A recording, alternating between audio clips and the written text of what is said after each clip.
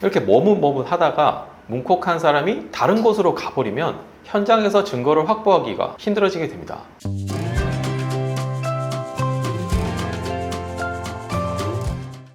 안녕하세요, 김민중 변호사입니다.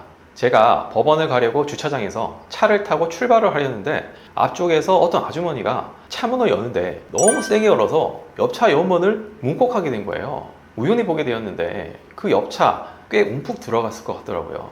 그런데 그 아주머니는 이렇게 머뭇머뭇 하시더니 그냥 유유히 사라졌습니다.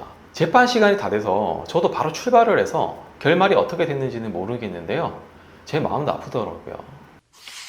뭉콕을 당하지 않으려면 어떻게 해야 할까요? 첫 번째는 가능한 기둥 옆자리에 주차를 하시는 것이 좋습니다. 기둥 옆에 주차를 하시면 최대한 기둥 옆쪽으로 차를 붙일 수가 있고, 또한 적어도 그 한쪽 면은 방어를 할 수가 있습니다. 그리고 두 번째, 가능한 CCTV가 있는 곳에 주차를 하시라는 것입니다. 사람이 많은 곳이나 CCTV가 있는 곳은 지켜보는 눈들이 많기 때문에 차에서 내리면서 조심스럽게 내리게 됩니다. 만약 뺑소니를 한다고 해도 CCTV나 증거를 확보하기가 좋습니다. 그리고 세 번째는 가능한 여유 공간이 있는 곳에 주차를 하는 것이 좋습니다. 조금 더 걷더라도 내 차 옆에 다른 사람이 주차를 안 할 수도 있다면 뭉콕 당할 일이 줄어들겠죠. 그리고 네 번째, 가능한 깨끗한 차 옆에 주차를 하기입니다. 차를 깨끗하게 관리하는 사람은 조심성이 많은 사람일 가능성이 높아요. 그리고 자신의 차가 깨끗하기 때문에 자신의 차 문에 흠집을 내고 싶지 않아서 조심스럽게 문을 열 가능성이 높습니다. 이렇게 주의를 해도 뭉콕을 당했을 때는 어떻게 해야 할까요? 먼저 차에 타고 있을 때의 경우를 상정해 봅시다. 바로 차에 내리셔서 뭉콕 당한 부위를 자세히 확인을 하셔야 됩니다.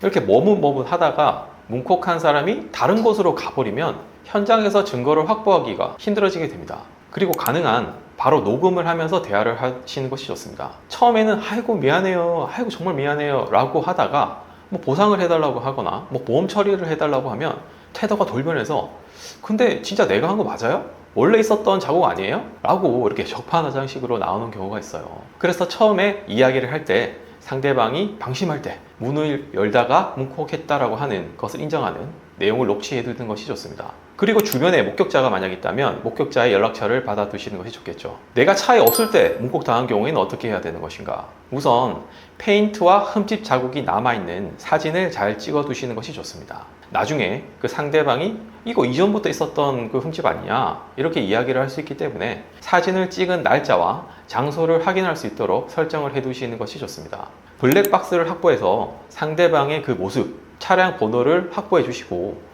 블랙박스에 찍히지 않았거나 만약에 블랙박스가 작동되지 않았다면 근처 CCTV 영상 그리고 근처 차량의 블랙박스 영상을 확보해 두시는 것이 좋습니다. 상대방의 연락처를 모르는 경우는 형사 고소를 할 수밖에 없는데요, 만약 상대방이 일부러 뭉콕을 한 경우 재물손괴죄로 조사 및 처벌받게 할 수가 있어요. 그렇지만 실수로 뭉콕을 한 경우에는 형사처벌까지는 힘듭니다. 경찰에 신고하는 경우 경찰관 분이 뭉콕 당사자 정보를 조회해서 먼저 연락해 주는 경우가 있는데 안 해주는 경우가 더 많습니다. 만약 상대방이 실수로 뭉콕했고 경찰관이 연락처를 알려주지도 않는 경우에는 민사소송을 제기할 수 있습니다. 그런데 금액이 크지 않으니 현실적으로 소송을 제기하기는 실익이 없을 수도 있고 자동차 종합보험으로 처리하는 것이 더 좋을 수 있습니다. 뭉콕이 화가 나서 나도 바로 뭉콕을 하면 어떻게 될 것인가? 재물손괴죄에 과실범은 처벌하지 않지만 고의범은 처벌하기 때문에 손괴죄로 형사처벌 받을 수 있습니다. 내가 뭉콕 당한 것도 억울한데 내가 형사처벌까지 당하면 안 되겠죠. 그러니까 절대 보복 뭉콕 하시면 안 됩니다. 이번 시간에는 뭉콕 당하지 않는 방법, 뭉콕 당했을 때의 대처 방법에 대해서 살펴봤는데요. 다음 시간에는 무단횡단, 교통사고의 경우 어떻게 처리해야 되는 것인지에 대해서 한번 살펴보겠습니다. 끝까지 시청해 주셔서 감사합니다.